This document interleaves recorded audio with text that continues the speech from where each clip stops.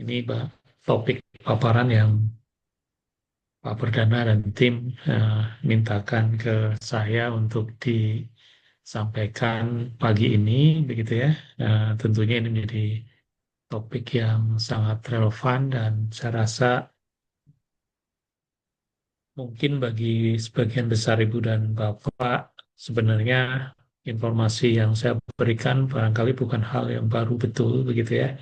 Hanya kembali mengingatkan atau Bapak Ibu mungkin nanti perlu memastikan apakah praktek-praktek yang Ibu Bapak lakukan di tempat usaha Ibu dan Bapak itu betul-betul sudah sesuai dengan yang seharusnya. Karena uh, tadi saya mendengarkan bahwa peserta BIMTEK hari ini itu adalah merupakan para UMK pangan steril komersial yang sudah mendapatkan IP PMR, gitu ya.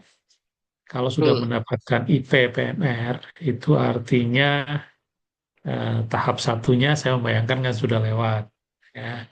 Tahap satu sudah lewat, itu artinya dari sisi GMP secara umum dan GMP proses kan sudah mendapatkan itu, dan saya rasa kita semua paham dan ini adalah program dari Badan POM untuk mendorong UMK ya bisa eh, comply atau bisa memenuhi persyaratan, standar dan regulasi yang dikeluarkan oleh Badan POM terkait dengan pangan steril komersial, kan gitu ya.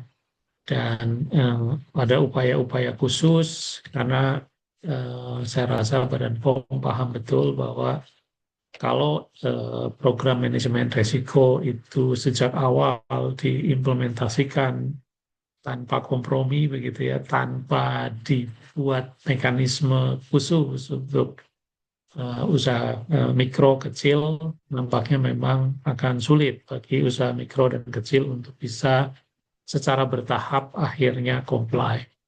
Nah, cuma Bapak Ibu juga mestinya sedari awal sudah paham bahwa Bapak Ibu yang sudah masuk tahap satu atau tahap inisiasi, begitu ya, itu tidak berhenti sampai di situ, tetapi diharapkan bisa masuk ke tahap berikutnya sampai akhirnya bisa mendapatkan IP PMR yang penuh, kan begitu ya.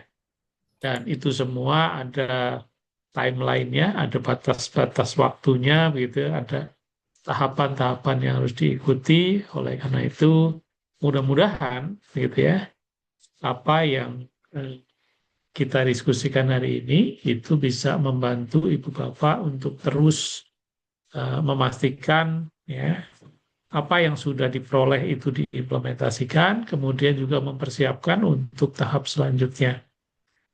Uh, itu harapan saya lah secara pribadi paling tidak, dan mungkin juga sejalan dengan apa yang diharapkan oleh Bapak Ibu di Badan POM.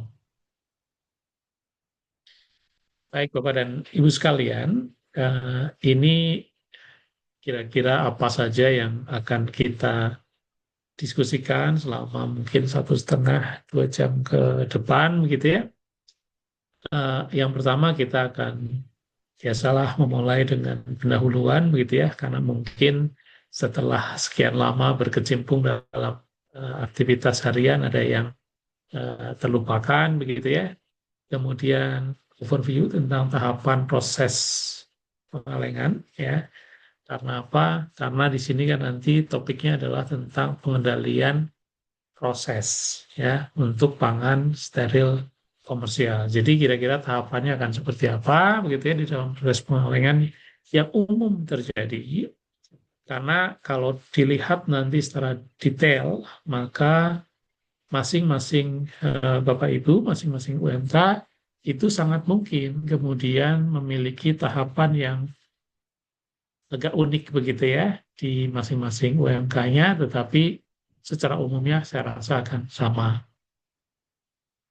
Kemudian kita akan masuk ke tahapan yang pertama, persiapan bahan gitu ya. Ini kalau udah persiapan bahan ini memang variasinya akan besar sekali ya. ada bahan yang barangkali perlu dipotong-potong, ada bahan yang tanpa pemotongan, ada bahan yang barangkali perlu diblansir, ada bahan yang tidak perlu diblansir, begitu ya. Ada bahan yang harus dimasak dulu, ada yang bisa mentah langsung masuk ke kaleng kemudian diproses, begitu ya. Nah, itu nanti kita akan diskusikan. Nah, kita juga akan membahas bagaimana peran dari tahap persiapan yang mungkin nampaknya tidak akan kan nggak terkait langsung ya, misalnya dengan eh, proses begitu ya. Tetapi itu tetap akan berdampak baik terhadap mutu maupun juga keamanan produk. Ya, oleh karena itu saya rasa tahap persiapan ini juga perlu kita diskusikan. Nah, tahap berikutnya itu adalah terkait dengan venting dan come up time. Ya, ini salah satu tahapan yang sangat krusial, ya, terutama di dalam memastikan bahwa eh, alat yang kita gunakan itu memang sudah betul-betul siap, gitu ya, untuk mendeliver atau untuk memberikan proses sterilisasi terhadap produk. Ya, kira-kira begitu. Nah, kemudian baru nanti setelah venting, ya, kemudian come up, suhu prosesnya sudah tercapai, maka masuk ke tahap sterilisasi yang kadang-kadang kita definisikan sebagai holding, gitu ya. Jadi kita mempertahankan agar suhu alat sterilisasi yang kita gunakan itu konstan pada suatu suhu tertentu selama periode waktu tertentu. Nah, ini adalah tahapan utama di dalam proses sterilisasi yang tujuannya adalah untuk memastikan bahwa panas yang diterima oleh produk nanti itu mencukupi, ya. Mencukupi untuk apa? Mencukupi untuk memastikan keamanan dari produk yang kita sterilisasi. Ya, nanti kalau kita diskusikan lagi, kita juga pasti bisa berdiskusi. Kenapa keamanannya itu ditentukan dari kecukupan proses, kan gitu ya. Nah, tahap yang selanjutnya tentunya adalah pendinginan. Ya, jadi eh, proses sterilisasi itu produksi pangan steril komersial, walaupun tidak semuanya harus menggunakan teknologi termal, gitu ya, teknologi yang menggunakan panas, tapi rasa-rasanya, sepengetahuan saya, selama ini muter-muter di berbagai industri pangan steril komersial, apalagi di tingkat usaha mikro, kecil, gitu ya, menengah.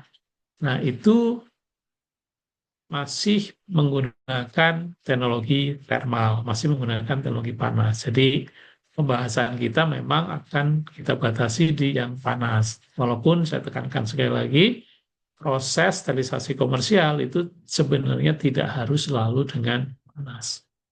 Ya, nah setelah proses pemanasan supaya produk bisa ditangani, gitu kan, kemudian bisa didistribusikan, bisa dipasarkan dengan mudah, maka harus didinginkan kan gitu. Makanya ada tahap pendinginan. Ya. Nah, setelah itu biasanya juga ada tahap evaluasi kemasan. Kenapa? Karena kan kita bisa membayangkan, ini sekaligus overview ya, kita bisa membayangkan bahwa proses sterilisasi itu kan ditujukan untuk membunuh mikroba. Ya. Nah, produk yang sudah steril itu bisa kita tetap pertahankan sterilitasnya apabila dia masih terlindungi oleh kemasannya, kan gitu ya. Nah, oleh karena itu evaluasi kemasan menjadi sangat penting. Karena percuma saja kita melakukan sterilisasi terhadap produk, tetapi kemudian kemasannya tidak mampu menjaga sterilitas dari produk yang kita sterilisasi, maka akan terjadi kontaminasi lagi, ya.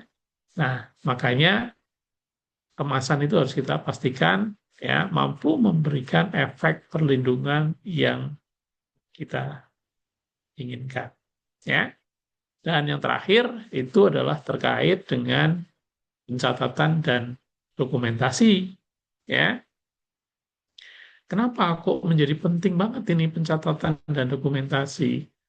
Karena kita paham bahwa khusus untuk pangan steril komersial, gitu ya, itu keamanannya kan ditentukan oleh kecukupan proses, ditentukan oleh pemanasan yang kita berikan. Dari mana kita bisa punya jaminan bahwa produk itu sudah mendapatkan pemanasan yang cukup, selain dari catatan yang kita miliki? Dari mana kita bisa mendapatkan, ya kan, informasi bahwa produk ini aman, kecuali dari catatan yang tersimpan, ya. Jadi kita tidak bisa mendasarkan keamanan produk dari pangan steril komersial ini berdasarkan hasil analisis dari produk akhirnya. Ya. Nanti kalau mau didiskusikan bisa juga, nanti Bapak Ibu silahkan tanyakan kalau memang lupa kenapa kok nggak bisa ditentukan dari hasil akhir produknya, ya itu monggo silahkan. Makanya tadi saya sampaikan kalau memang Bapak Ibu ingin bertanya gitu ya, langsung saja nggak apa-apa dipotong, buka mic, tanya Pak, gitu kan, supaya tidak ada yang kelupaan. Baik, eh, ini sedikit pengantar ya Bapak Ibu. Jadi eh, Bapak Ibu adalah para pelaku usaha mikro kecil gitu ya, yang memproduksi pangan steril komersial. Nah, di sini saya tidak bermaksud untuk menganak-emaskan satu dua UMK, cuma hanya ngambil contoh saja gitu ya. Beberapa produk yang masuk ke dalam kategori pangan steril komersial atau sering juga kita sebut sebagai makanan kaleng, ya. Eh, ada di sini saya sepintas melihat ada rendang ACC misalnya kan. Nah, itu artinya wah kayaknya ini UMK penghasil rendang nih. Nah, kalau Ibu amati yang jualan rendang tuh udah banyak banget tuh. Ada Amai, ada itu eh, eh, banyak lah ya rasa-rasanya yang jualan rendang sebagai pangan steril komersial. Ya, banyak juga yang mencoba menawarkan produk-produk apa ya yang sebenarnya lokal gitu ya. Ada yang sayur lodeh, ada yang eh, apa ikan asam manis, ada yang eh, nasi goreng, ada yang nasi liwet, nasi kuning, semua dikalengkan. Kan gitu kan ya. Semua dibuat menjadi pangan steril komersial. Saya rasa saya melihatnya itu adalah sebagai apa ya tren yang bagus gitu kan. Artinya kita mencoba menerapkan teknologi untuk mendukung pangan-pangan lokal itu ya bisa diperkenalkan lebih jauh bukan hanya di masyarakat lokal situ tetapi eh, ke konsumen yang lebih luas baik di tingkat nasional maupun bahkan mungkin sampai tingkat internasional gitu ya. Dan saya juga melihat ada beberapa UMK yang terlibat aktif misalnya di dalam penyediaan pangan steril komersial untuk misalnya para jemaah haji kan gitu ya. Ya walaupun katanya kalau kita lagi haji makanan nggak kurang gitu ya, tetapi yang biasanya kurang adalah makanan yang rasanya lokal gitu ya.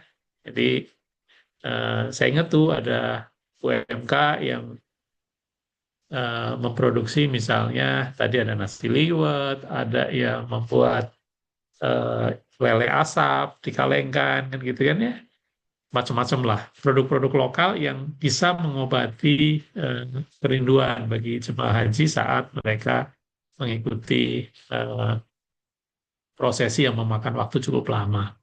Nah, sebenarnya pangan steril komersial ini juga berpotensi gitu ya untuk juga diintroduksikan ke program makan bergizi gratis kan gitu kan. Eh, Nah, cuma biasanya yang menjadi pertanyaan berikutnya harganya masuk apa enggak kan gitu. Eh, ya ini tinggal nanti bagaimana Bapak Ibu sebagai pengusaha jangan ditanyakan ke saya karena kalau soal menghitung harga, pasti Bapak Ibu pelaku usaha lebih paham tuh bagaimana menghitungnya sedemikian rupa sehingga bisa masuk gitu ya. Walaupun kami di Departemen Ilmu dan Teknologi Pangan itu juga saat ini sedang mengembangkan contoh-contoh pangan steril komersial yang rasanya dari sisi harga masih bisa masuk lah ya, walaupun rada-rada mepet nih kan gitu. Nah, tapi kalau skalanya besar gitu kan, walaupun mungkin marginnya tipis, mungkin masih bisa uh, masuk kan gitu ya. Kenapa? Karena kita tahu kan sekarang program makan bergizi gratis itu punya tantangan yang tidak mudah. Kita rasa-rasanya dengan berbagai kejadian keracunan di program makan bergizi gratis itu lebih mudah tuh. Kita ini bukan sedang mensyukuri gitu ya, tetapi paling tidak mengambil hikmah dari apa yang terjadi, lebih mudah untuk berbicara bahwa keamanan pangan itu penting loh, kan gitu ya. Sebelum kita bisa berbicara tentang eh, bergizi kan gitu kan, keamanan pangan itu harus ada dulu. Karena sebergizi apapun kalau dia menyebabkan sakit, dia menyebabkan keracunan menjadi percuma. Ya, sama juga ini juga nantinya menjadi penting seberapa menguntungkan sekalipun gitu ya, seberapa eh, mutunya bagus sekalipun, kalau keamanannya belum bisa dipastikan, itu bisa berdampak sangat fatal terhadap bisnis ibu bapak sekalian. Nah, kalau Bapak Ibu amati, walaupun kita sebut kadang-kadang sebagai makanan kaleng, sebenarnya kemasannya sekarang bervariasi sekali ya, Ibu dan Bapak. Mulai dari kemasan yang pouch gitu ya, sampai kemasan yang tray seperti yang ada di sini gitu ya. Ada yang standing pouch seperti ini, ada yang pouch biasa gitu ya. Pouch pun ada yang dari bahan plastik, ada yang alufo gitu ya. Ada juga yang tetap menggunakan kaleng gitu ya. Jadi variasinya cukup banyak. Bahkan kalau kita berbicara makanan kaleng itu sendiri, ada juga yang kemasannya dari eh, botol gelas gitu ya, jadi kaca gitu ya. Botol kaca, saya rasa saya lihat dari daftar peserta juga ada nih yang pabriknya menggunakan botol kaca. Ada juga yang menggunakan botol plastik misalnya ya. Nah, botol plastik sih rasanya lebih banyak digunakan oleh industri besar, ya industri kecil belum. Ya, kenapa? Karena botol plastik umumnya akan menggunakan atau membutuhkan over pressure retort. Nah, tadi sempat saya singgung Bapak dan Ibu bahwa eh, pangan steril komersial itu adalah pangan yang sebenarnya dari sisi resiko cukup tinggi, ya, Ibu dan Bapak.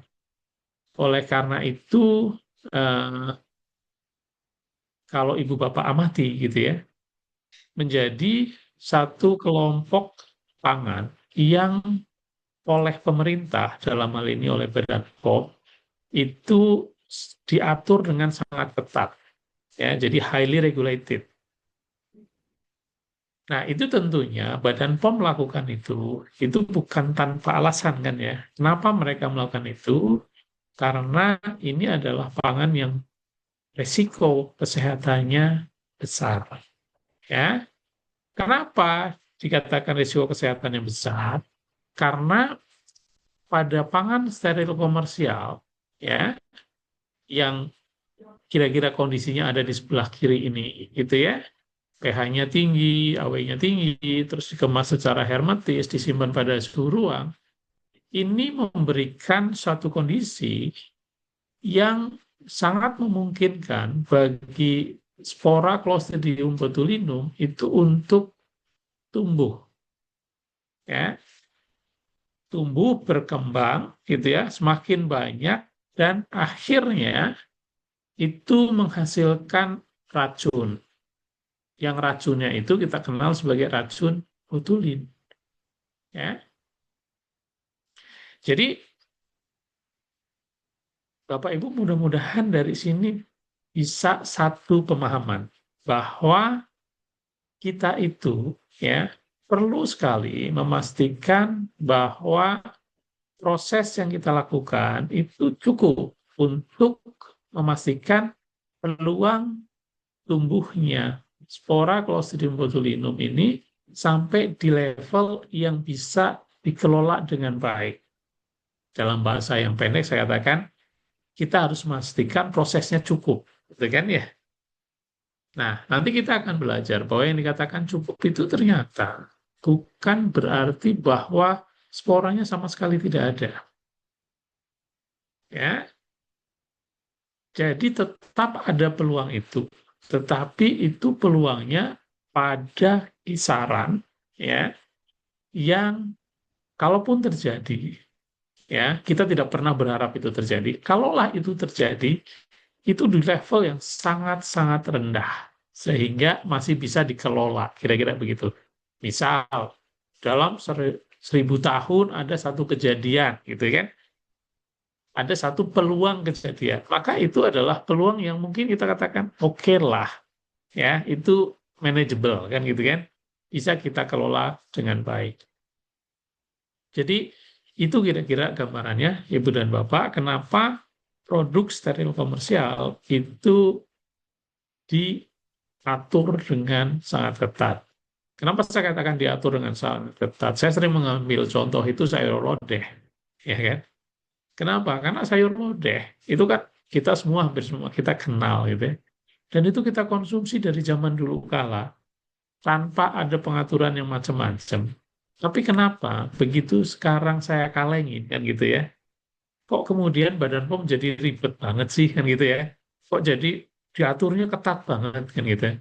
Karena ternyata sebagai contoh tadi sayur lodeh, selama ini sayur lodeh itu ya pH-nya ya segitu, misalnya nggak asem gitu ya, AW-nya juga tinggi, lawang airnya juga banyak, gitu kan? Terus selama ini juga biasa disimpan di suhu ruang, nggak pernah tuh ada dengar orang makan sayur lodeh sampai amit-amit misalnya mati gitu ya. Iya, itu zaman dulu. Sebelum Bapak Ibu masukkan sayur lodeh itu ke dalam kemasan yang hermetis, kemasan yang tertutup rapat, kemasan yang tidak bisa dilewati oleh mikroba.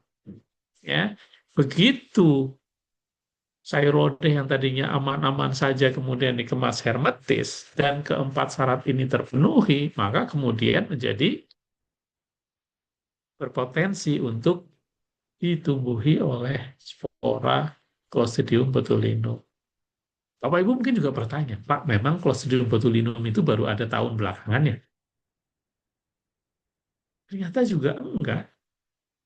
Spora Clostridium botulinum ada dari zaman dulu kala.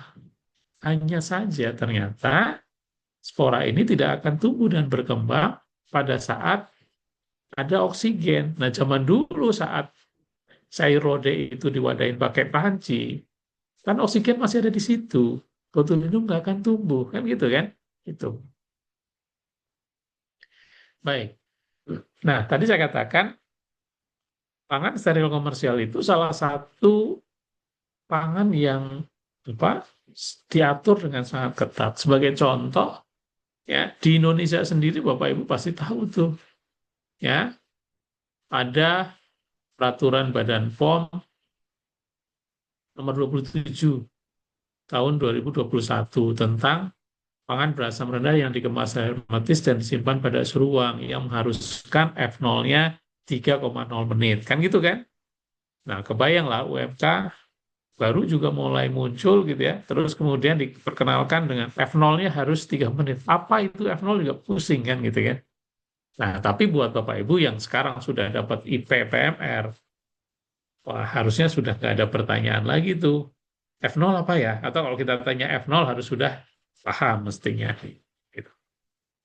Belum lagi juga pasti ada cara produksi pengolahan yang baik gitu ya untuk yang eh, sterilisasi dalam kemasan gitu ya. Jadi yang diwadahin dulu baru disterilisasi. Ada juga walaupun kayaknya untuk UMK sih belum ada ya yang menggunakan sistem aseptik.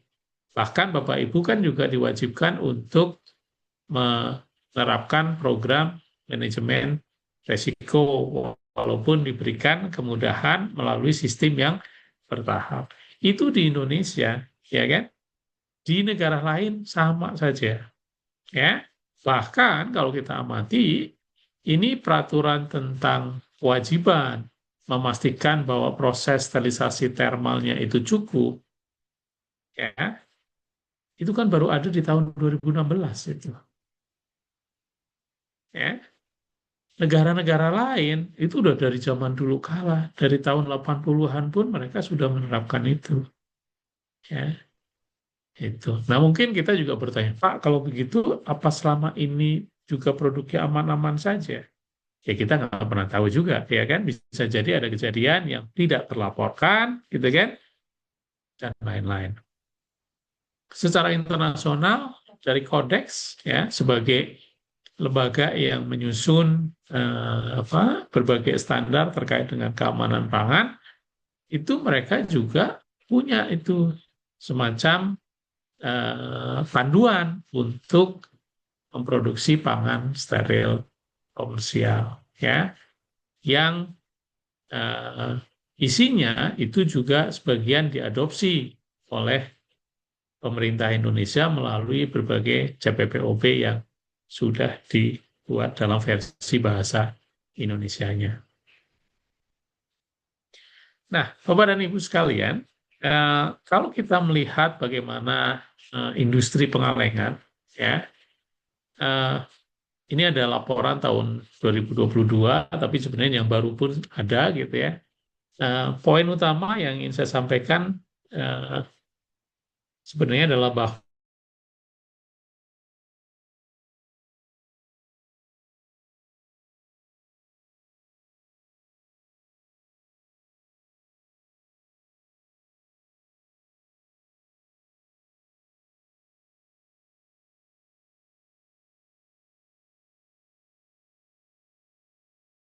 kita lihat pasar yang saat ini paling berkembang itu adalah pasar di mana kita berada, yaitu pasar Asia Pasifik.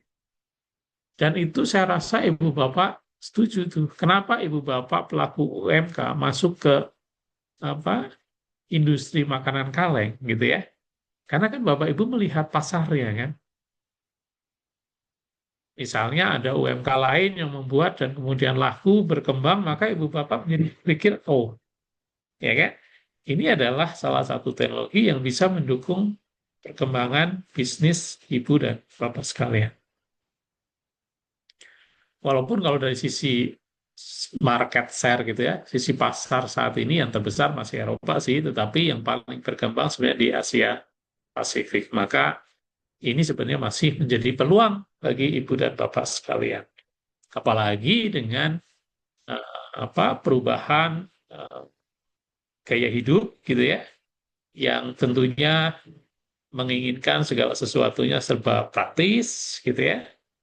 Sudah malas lagi kalau setiap hari atau setiap minggu harus bikin rendang sendiri misalnya, sehingga rendang tinggal buka dari saset gitu kan, udah dapat rendang, paling banter hanya tinggal diangetin sedikit ya kan. Dan selain itu juga sebenarnya mungkin makanan kaleng itu adalah salah satu makanan yang walaupun awet tapi seharusnya bisa bebas pengawet, ya. Kenapa? Karena kalau kita berbicara tentang makanan kaleng, ya, pengawet yang kita gunakan untuk mengawet itu adalah apa? Adalah panas kan ya. Panas yang kita aplikasikan itulah pengawet yang kita gunakan untuk mengawetkan produk. Kita gunakan untuk membunuh mikroba, ya. Dan panas itu pada ujungnya nanti ada proses pendinginan yang panasnya sudah hilang. Jadi wajar bagi kita untuk mengatakan bahwa makanan kaleng itu adalah makanan awet tanpa pengawet kimia, kan gitu ya. Kalau kita berbicara tentang kekhawatiran adanya residu kimiawi pada produk kita. Ya. Nah, nanti pasti Bapak Ibu ada yang suka bertanya nih, Pak, boleh nggak kalau gitu industri makanan kaleng itu kita tambahkan pengawet kimia gitu ya, atau kita tambahkan eh, food additive dalam hal ini pengawet ke dalam produk pangan kita. Kalau dari sisi mikrobiologis, saya akan berpandangan sebenarnya buat apa ya ditambahkan, gitu kan? Kecuali nanti yang ditambahkan adalah food additive yang lain yang masih mungkin, ya kan? Karena kan yang namanya umur simpan produk itu bukan hanya ditentukan oleh mikrobanya, tetapi bisa juga oleh perubahan warnanya, ya kan? Dan yang lain-lain. Oke, baik. Ini juga sekedar memberikan gambaran kepada Ibu dan Bapak bagaimana eh, apa industri pengalengan itu juga masih terus bertumbuh ya dari tahun ke tahun sampai ini prediksinya sampai tahun 2033 juga masih akan tetap bertumbuh dan Bapak Ibu juga bisa mengamati kira-kira kelompok produk apa ya yang tingkat pertumbuhannya besar misalnya ya kan mana yang relatif mungkin sudah tidak terlalu banyak tumbuh. Nah, ini Bapak Ibu bisa lihat rasa-rasanya sih semua kelompok masih terus tumbuh gitu ya, baik itu untuk buah-buahan, untuk sayuran, begitupun untuk produk daging dan unggas serta produk-produk hasil perikanan. Ya, jadi masing-masing punya pangsa pasar dan seperti kita tahu lah, seperti biasa, kalau pasarnya berkembang, pasti juga makin banyak kan, ya, pemain yang akan masuk ke situ, dan masing-masing dari ibu dan bapak tentunya akan berupaya agar menjadi yang bertahan dan mungkin malah menguasai pasar, berkembang dan menguasai pasar. Nah, untuk bisa melakukan itu, maka ada beberapa persyaratan yang harus dipenuhi kan. Yang pertama, yang jelas pasti produknya harus aman tuh. Yang kedua, mutunya harus bagus. Yang ketiga, harganya kompetitif, ya kan? Nah, itu semua yang bisa dilakukan kalau kita menerapkan cara produksi proses gitu ya, yang benar dan baik. Nah, ini juga kalau Bapak Ibu amati ya, UMK pangan steril komersial itu masih akan terus berkembang, saya rasa gitu ya. Walaupun kemarin saya juga sempat mendapatkan update, ada beberapa yang eh, apa masih lanjut produksi, bahkan mungkin terus berkembang, tapi ada juga yang sudah berhenti produksi, mungkin berganti usaha gitu ya.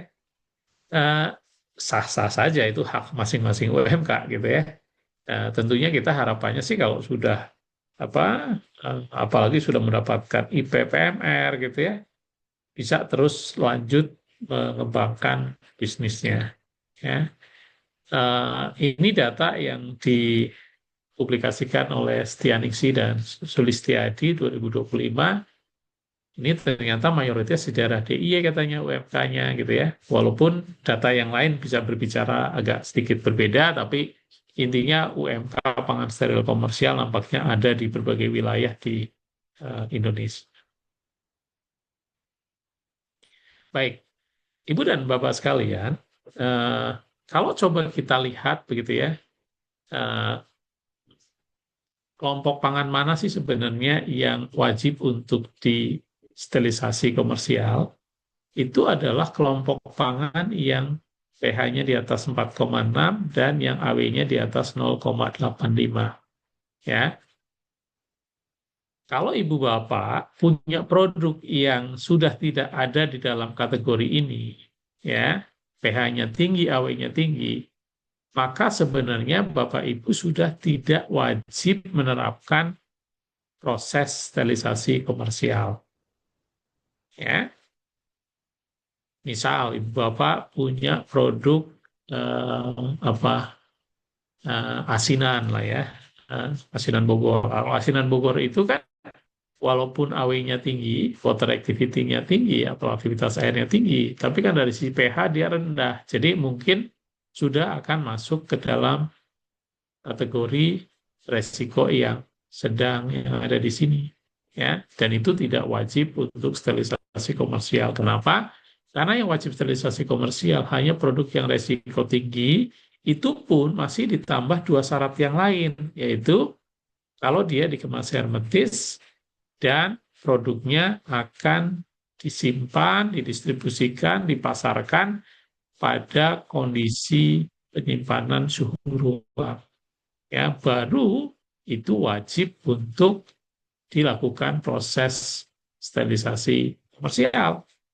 Kalau ada satu saja dari 4 syarat ini yang tidak terpenuhi, maka produk ibu bapak menjadi tidak wajib untuk steril komersial. Kalau ada yang bertanya, Pak, itu kan tidak wajib, tapi saya mau disterilisasi komersial, boleh apa enggak? Ya kalau pertanyaannya boleh nggak boleh, ya boleh. Kan gitu kan? Tapi sebenarnya nggak wajib. Ya, karena ibu bapak nggak punya resiko Clostridium botulinum, ya, sehingga tidak harus steril komersial. Nah, di dalam proses pengalengan atau proses sterilisasi komersial menggunakan panas, maka sebenarnya panas yang kita berikan itu tujuannya adalah untuk membunuh atau menginaktivasi mikroba target. Ya, jadi kalau ibu bapak bayangkan, ibu bapak punya makanan kaleng, ya, tidak harus dalam kaleng ya, dalam pouch, dalam apapun kemasannya, itu harus diingat bahwa di dalam produk ibu bapak itu mengandung mikroba. Ya, nah supaya produk itu menjadi awet, aman, gitu ya, tidak menyebabkan sakit, tidak menyebabkan keracunan, maka kita harus memastikan bahwa panas yang kita terapkan, ya, panas yang kita aplikasikan itu cukup untuk membunuh mikroba yang ada di dalam kaleng, yang ada di dalam makanan kita. Ya, nah dari sini kita akan paham bahwa panas ini perlu tahapan, ya, untuk bisa sampai akhirnya mengenai target mikroba kita. Jadi dia harus menembus kemasan, dia harus menembus produknya itu sendiri, baru sampai ke dalam mikroba target. Nah, mikrobanya pun sebenarnya di sini kan macam-macam ya, Ibu Bapak. Jadi bukan cuma Clostridium botulinum. Clostridium botulinum itu dipilih karena apa? Karena Clostridium botulinum itu merupakan mikroba yang bisa menyebabkan sakit, menghasilkan racun, tadi menyebabkan keracunan gitu ya. Ya, yang akan tumbuh kalau makanan kaleng itu disimpan secara normal, yaitu pada kondisi suhu ruang. Ya, dan dia adalah di antara mikroba yang bisa tumbuh dalam kondisi ruang dan menyebabkan sakit, gitu ya. Clostridium botulinum itu merupakan yang paling tahan panasnya. Artinya apa? Artinya kalau kita bisa membunuh Clostridium botulinum, maka mikroba penyebab sakit, ya, atau kita sering kenal sebagai mikroba patogen, itu yang lain juga sudah akan inaktif. Kan gitu. Jadi kalau kita bisa mengeliminir yang paling tahan panasnya, ya, maka yang lain juga sudah akan inaktif. Baik. Sampai di sini ada yang mau ditanyakan nggak, Ibu Bapak? Mumpung belum terlalu banyak. Silakan Bapak Ibu ada yang ingin ditanyakan? Nanti keburu ngantuk. Berarti di absen saja Pak, seperti kuliah. Oke. Oke. Belum ada ya? Itulah kalau belum ada kita lanjut dulu Pak Perdana. Silakan Bu, Pak. Jadi eh, Ibu dan Bapak sekalian, kalau kita membayangkan bahwa tadi proses sterilisasi komersial gitu ya, proses pengalengan, kita menerapkan panas untuk membunuh mikroba kan gitu ya, maka biasanya muncul pertanyaan tuh, kalau mikroba kita panaskan, itu pola kematiannya seperti apa ya, kan gitu ya. Apakah kalau saya punya 10 mikroba, saya panaskan, selama periode waktu tertentu dia akan berkurang jadi 9, terus kemudian nanti jadi 8, jadi 7, kan gitu ya. Ataukah dia mengikuti pola yang lain, kan gitu. Nah, yang menarik ternyata adalah bahwa gitu ya, kalau kita punya mikroba, kemudian kita panaskan, itu berkurang, betul berkurang, namanya juga dipanaskan gitu kan. Cuma ternyata penurunannya itu mengikuti pola yang kita kenal sebagai pola logaritmik. Ya, jadi tidak seperti yang tadi saya ilustrasikan di awal. Kalau saya punya 10, saya panasin turun jadi 9, jadi 8, jadi 7 gitu ya. Jadi 6. Kalau polanya seperti itu, maka kita bisa membayangkan kalau saya panaskan cukup lama, maka pada suatu poin tertentu jumlah mikrobanya akan nol kan? Karena tadi 9, 8, 7, 6, 5, 4, 3, 2, 1, 0. Kan gitu kan? Itu yang kita kenal sebagai pola linier. Nah, ternyata dari berbagai penelitian yang sudah dilakukan, kalau kita punya sejumlah mikroba dan kita panaskan pada suatu suhu konstan tertentu, itu matinya logaritmik. Artinya apa? Kalau saya punya 10, gitu kan? Saya panaskan suatu periode waktu tertentu, dia akan jadi tinggal 1. Nah, itu kan dari 10 jadi 1. Itu turun 1 siklus log atau 90%. Kalau saya panaskan lebih lanjut, ya kan? Dia akan turun menjadi 0,1. Ya, saya panaskan lagi, lanjutkan lagi proses pemanasannya menjadi 0,01. Lupa, itu kan turunnya jauh lebih cepat, Pak. Betul, dia akan terlihat turun jauh lebih cepat, tetapi kendalanya adalah bahwa dia tidak pernah mencapai nol. Karena tadi, kalau Ibu bayangkan, dari 1 jadi 0,1. 0,1 itu kan kecil, Pak. Iya, tapi kan tidak nol. Gitu kan? Turun lagi jadi 0,01. Itu juga makin kecil, tapi tidak nol. Ya, dan ini kita bisa maknai sebagai peluang untuk mendapatkan mikroba pada saat kita panaskan. Nah, untuk proses sterilisasi komersial, itu biasanya ya atau umumnya di negara manapun itu targetnya mampu menurunkan 12 siklus log. Ya,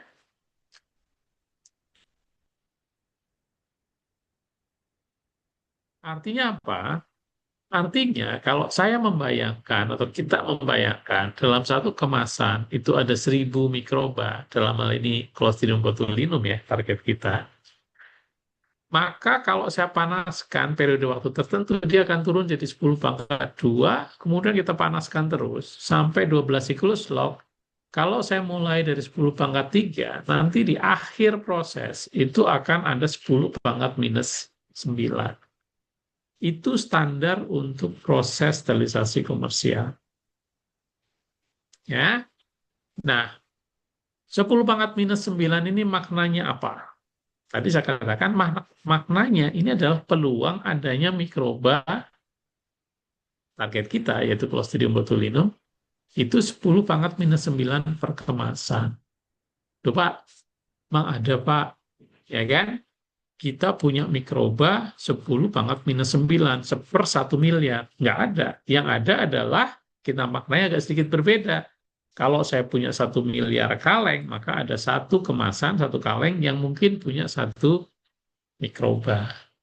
Kira-kira begitu tuh ilustrasinya. Ya, Iya, Pak Heru. ya, Monggo Pak. silakan Pak. Makasih Pak. Pak Heru dari HNR Food Right Science, silakan Pak, ada yang ya kan? Silakan. Prof. Terima kasih. Mau saya tanyakan, Prof. Ini yang terkait dengan mikro. Saya pernah mendengar pada saat latihan dengan Ray itu menyampaikan bahwa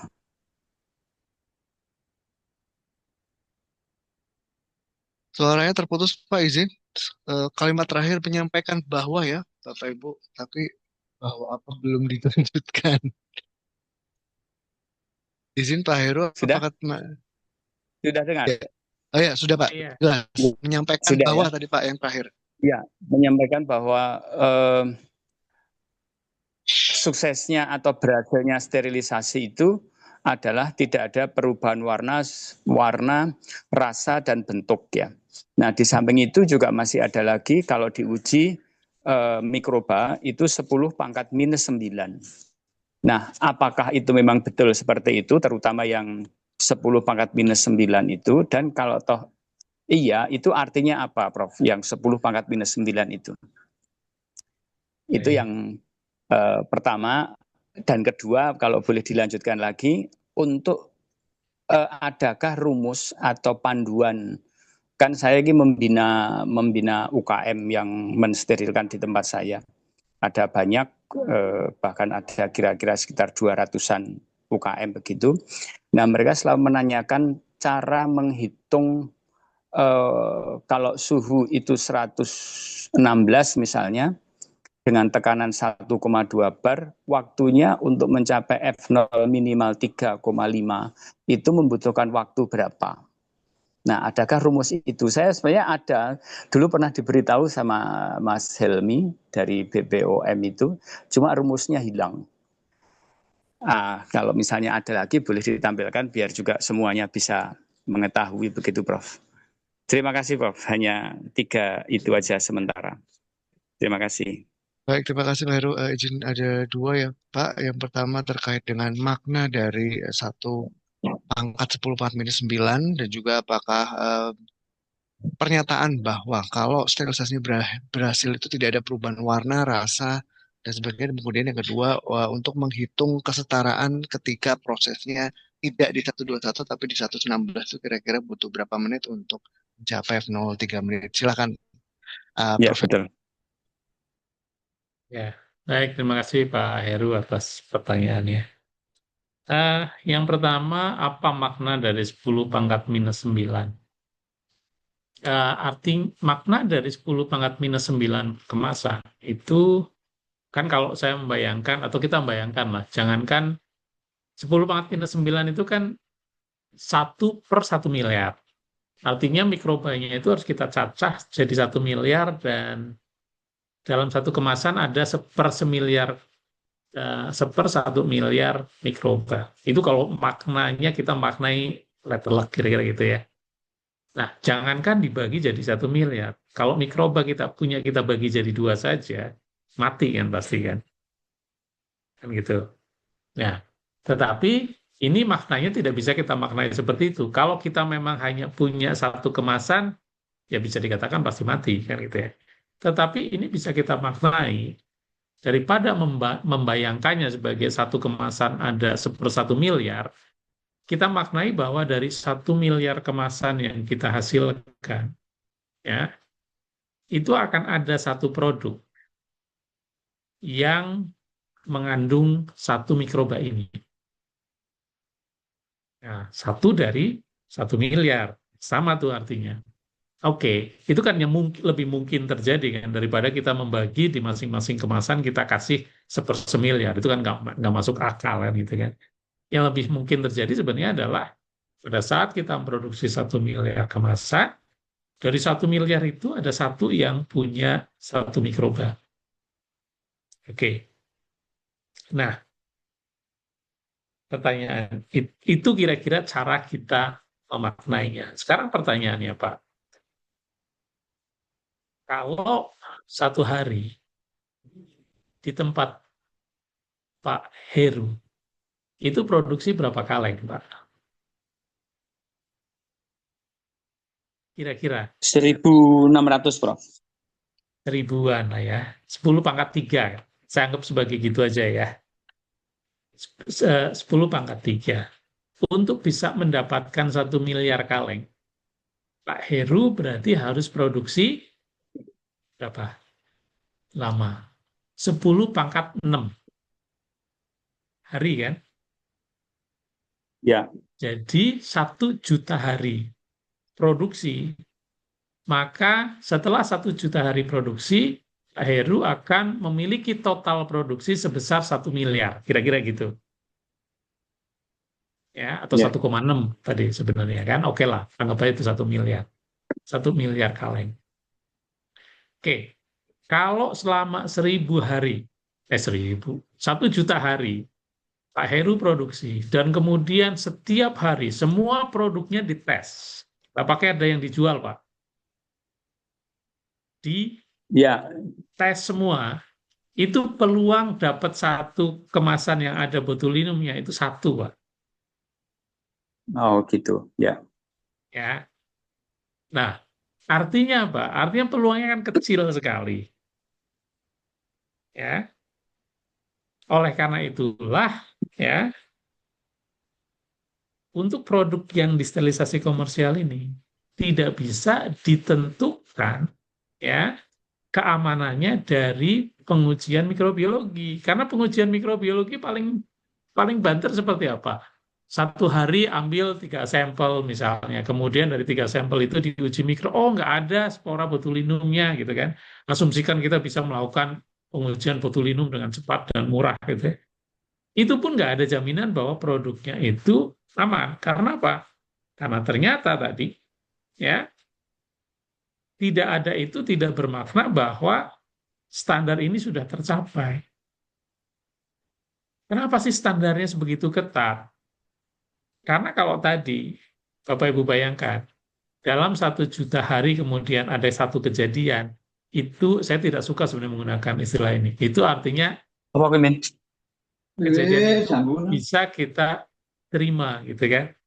Sebenarnya bukan kita maknai, tapi paling tidak kita maknai kalau ada satu kejadian dari 1 juta hari Bapak berproduksi, itu adalah resiko yang bisa dikelola, kan gitu ya. Bukan berarti boleh Pak, satu dari 1 juta hari itu ada yang meninggal kan gitu ya.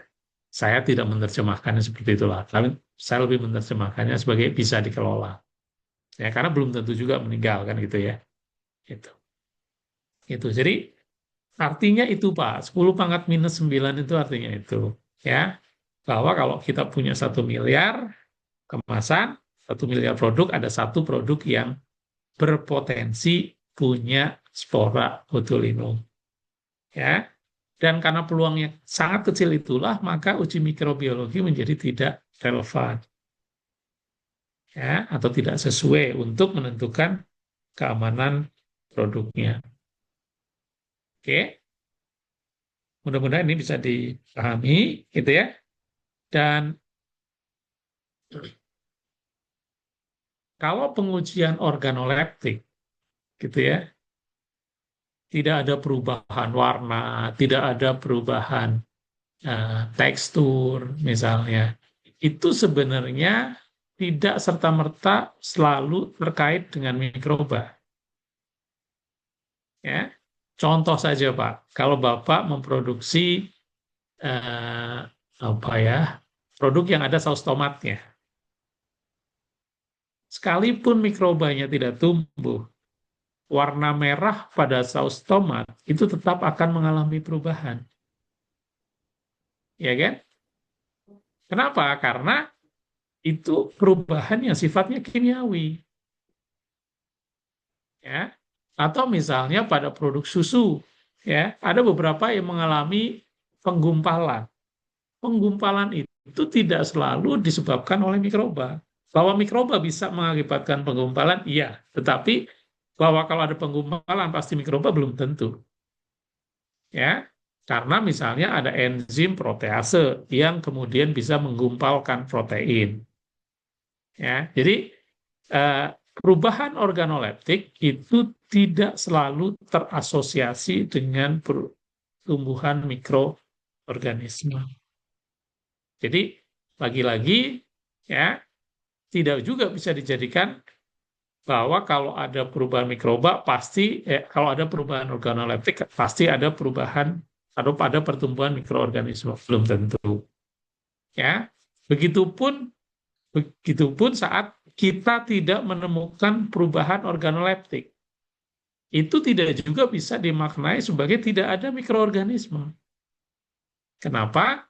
Contohnya nih, spora dari Clostridium botulinum ini, itu kalau tumbuh dan menghasilkan racun, itu tidak akan mengakibatkan perubahan organoleptik pada produk.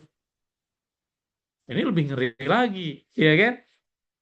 Karena kita tidak bisa mendeteksinya. Makanya satu-satunya cara paling tidak saat ini gitu ya, untuk memastikan bahwa produk kita aman, itu dari nilai F0-nya.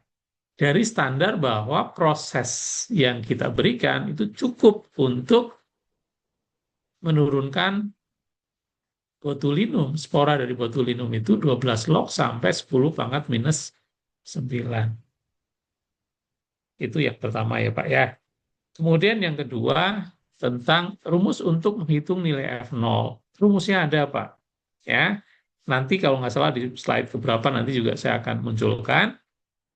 Intinya adalah F0 itu merupakan hasil integrasi dari semua ya paparan suhu yang pernah dialami oleh produk selama proses sterilisasinya, ya, dihitung relatif terhadap spora Clostridium botulinum. Ya, kalau mau, ya saya juga bisa sebutkan, itu integral dari 0 sampai T 10 pangkat T minus 121 per Z dt. Ya, tapi kan kalau dibacakan kayak gitu, nggak kebayang kan, gitu kan sebenarnya. Makna dari persamaan itu artinya adalah bahwa semua suhu yang dialami oleh produk selama proses sterilisasi itu nanti akan kontributif, ya, akan berkontribusi terhadap total F0 yang diterima oleh produk, ya, dan itu dinyatakan dengan satu fungsi yang kita sebut sebagai fungsi lethal rate, yaitu yang fungsi 10 pangkat T minus 121,1 per Z itu. Ya, itu adalah fungsi lethal rate. Kira-kira begitu Pak, nanti kita akan sampai di satu rumus yang menunjukkan bagaimana menghitung nilai F0 tersebut. Apakah menjawab pertanyaan Pak Heru?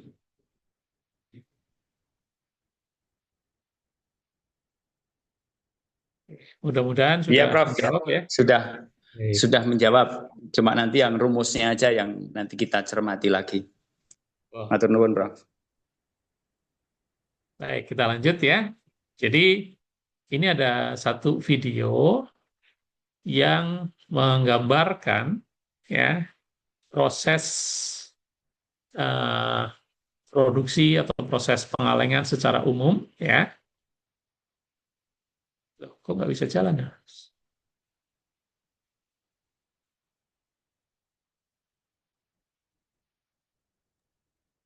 Ya, Prof, sudah cukup. Nanti kita lanjutkan lagi. Baik. Sebentar, ini videonya kok nggak mau jalan.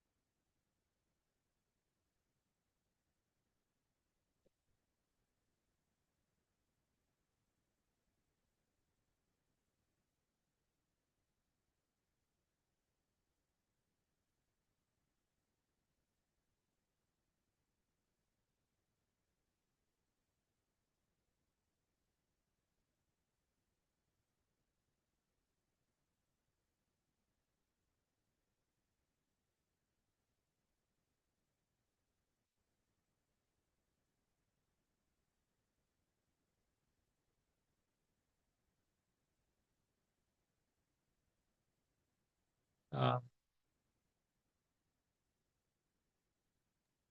Tadi sudah muncul tombol play itu, Prof. Apakah bisa diklik? ya. Cuma saya coba full screen ya, bisa nggak? Nah ini bisa sekarang. Oh ya.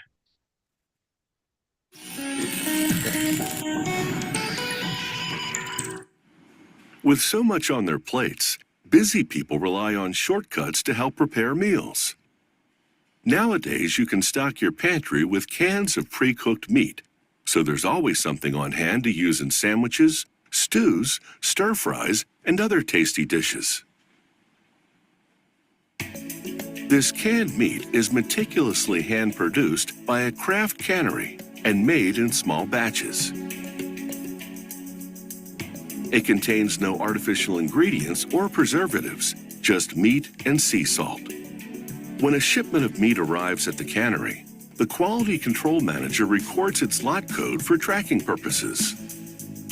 As a food safety precaution, he confirms the temperature of the meat, which must come in between 0 to 39 degrees Fahrenheit.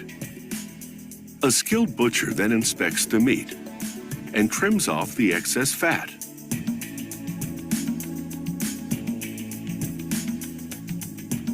If it's a large piece, the butcher slices it into smaller pieces so that it can pass through the dicing machine. The dicer cuts the meat into 1-inch cubes.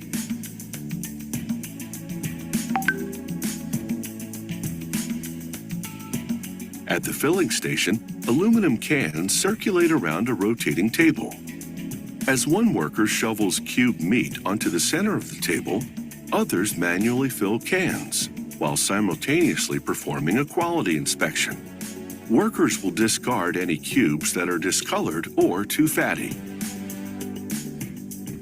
Next, technicians place a single cube of sea salt in each can filled with meat. This is the only added ingredient.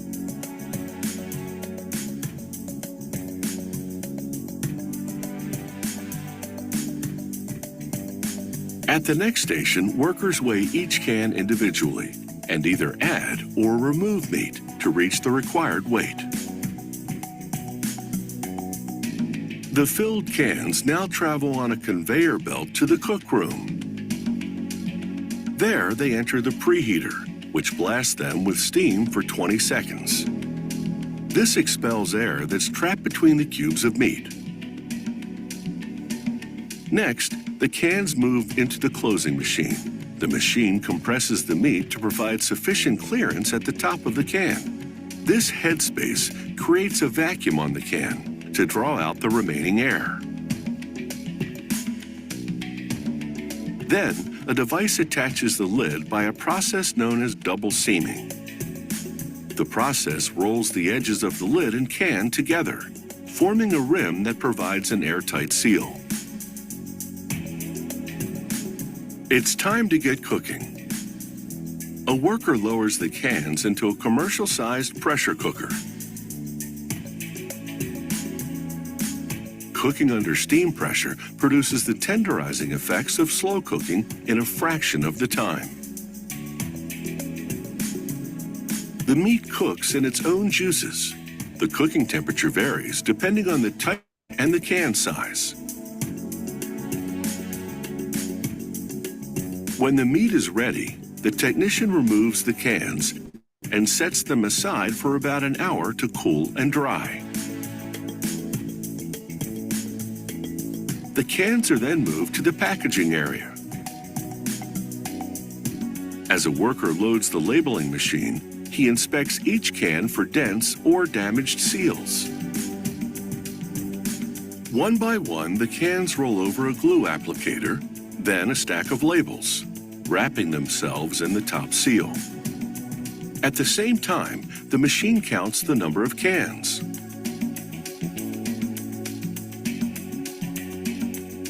After rolling off the labeling machine, the cans pass through an inkjet printer, which applies the best used by date. That date is next to the lot code, which the closing machine printed while attaching the lid. This can of meat has a 5-year shelf life due to 2 crucial factors. It is cooked properly, and the can seal is airtight.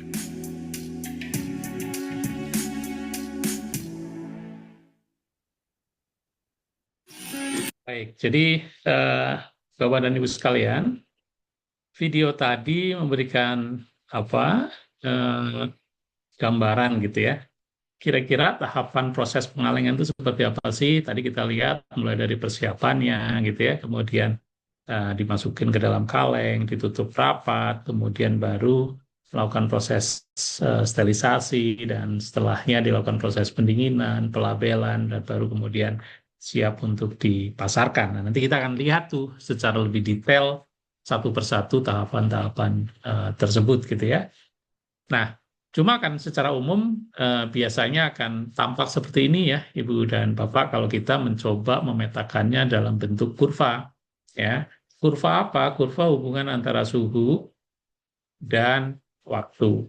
Ya, jadi kalau tadi di dalam proses sterilisasi itu tuh pada saat uap dinyalakan dan kita coba pantau bagaimana perkembangan suhu retotnya, maka suhu retot itu akan naik, begitu ya, dan sampai proses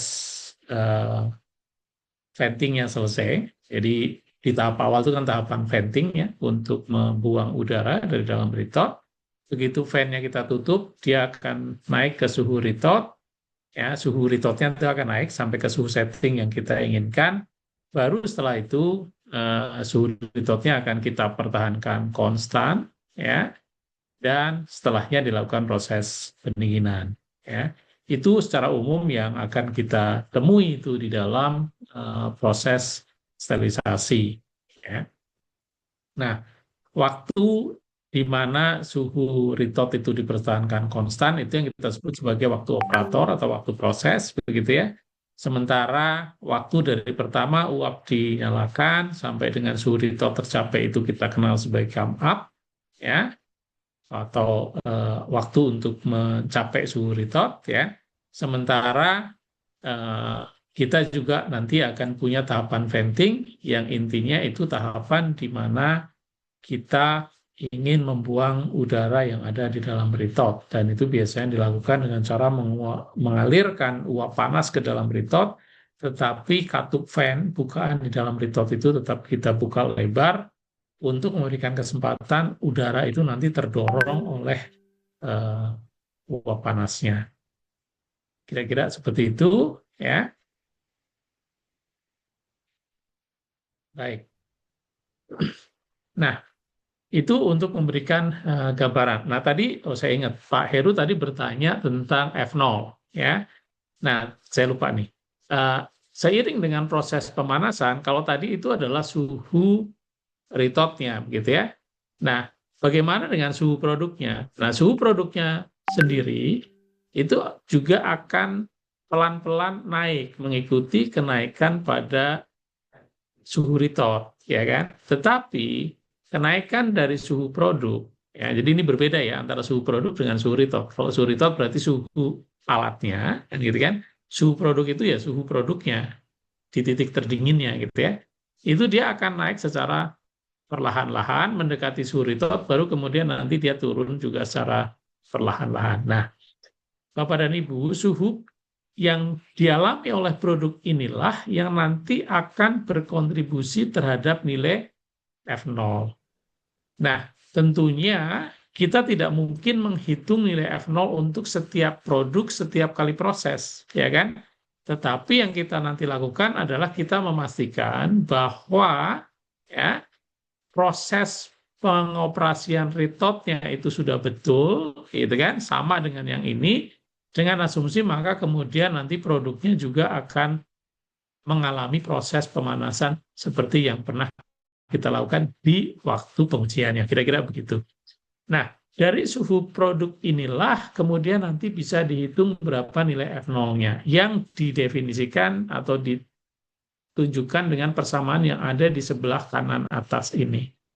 Di mana F0 itu adalah integral dari 0 sampai T, ya, T1-nya ini 0, T2-nya itu waktu sterilisasinya selesai atau waktu sampai ke coolingnya selesai. Jadi keseluruhan, ya kan, proses, jadi dari titik awal sampai titik akhir gitu ya, jadi integral dari 0 sampai T untuk semua suhu yang dialami oleh produk T ini, ya, ini adalah suhu produk, dikurangi dengan T reference, suhu rujukannya yang 121,1, ya kan, dibagi dengan Z, di mana Z adalah merupakan perubahan suhu yang diperlukan untuk merubah nilai D dari mikroba target kita, Clostridium botulinum, sebesar 1 siklus log. Artinya, ini adalah merupakan parameter yang menggambarkan ya perubahan ketahanan panas seiring dengan perubahan suhu untuk mikroba target kita. Oke, DT. Nah, DT itu kan ini integralnya integral dari waktu. Jadi makanya tadi saya katakan secara fisik ini bisa kita maknai sebagai penggabungan gitu kan, ataupun integrasi gitu kan, namanya juga integral kan, integrasi dari semua suhu yang dialami oleh produk selama proses pemanasannya. Itu makna dari persamaan ini ya. Nah, tentunya ini akan membutuhkan gitu ya pendetailan lebih lanjut untuk bisa menghitungnya langsung dari data penetrasi panas yang kita peroleh. Yang saya bayangkan itu bukan tujuan dari BIMTEK kali ini, karena BIMTEK kali ini lebih kepada menunjukkan di mana titik kritisnya, kan gitu ya, dari tahapan proses itu. Jadi kita akan paham betul bahwa ternyata, paling tidak dari titik kritis, kita paham bahwa kombinasi suhu dan waktu yang kita terapkan di sini, ya, itu akan sangat menentukan berapa nilai F0 yang diterima oleh produk. Saya rasa poin utamanya di situ. Ya. Baik. Bapak dan Ibu sekalian, ya, saya akan mencoba memberikan gambaran ya, terkait dengan pengoperasian Ritot untuk memberikan ilustrasi titik kritis di proses sterilisasi komersial. Dalam hal ini, Ritot yang digunakan ini adalah merupakan steam still Ritot. Jadi Ritot paling sederhana, di mana Ritot ini menggunakan media uap panas untuk menghantarkan panas dan mensterilisasi produknya. Ya. Nah, ini saya harus stop share lagi.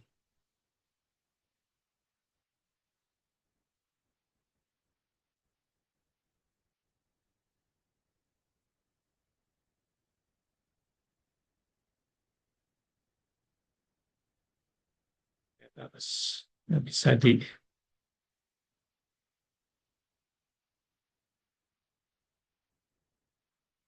Oke.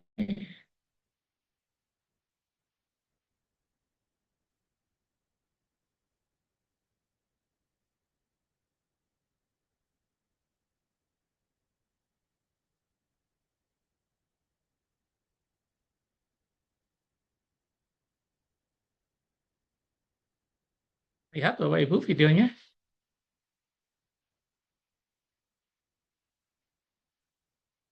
Lihat, Dok.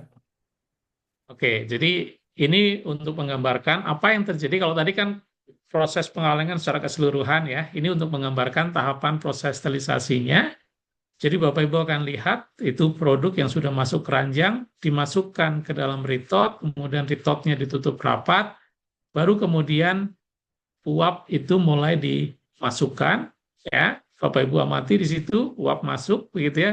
Lingkungan sudah mulai panas, tetapi di sini ya Bapak Ibu lihat ini fan-nya itu dibuka ya. Artinya apa? Artinya udara itu masih diusir. Nah, baru kemudian setelah fan ditutup, suhu sudah mulai stabil, ini yang disebut sebagai proses sterilisasi tadi ya. Setelah proses selesai, maka fan air pendingin mulai dimasukkan untuk melakukan proses pendinginan ya.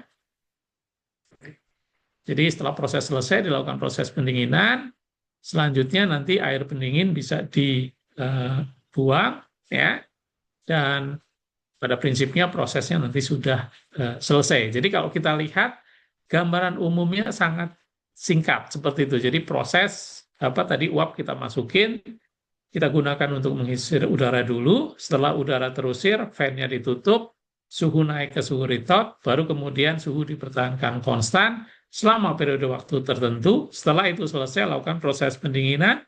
Pendinginan selesai, produk bisa dikeluarkan dari Ritot dan siap pendinginan lebih lanjut, atau kalau perlu bisa langsung ke proses labeling. Kira-kira begitu ya, Ibu dan Bapak sekalian.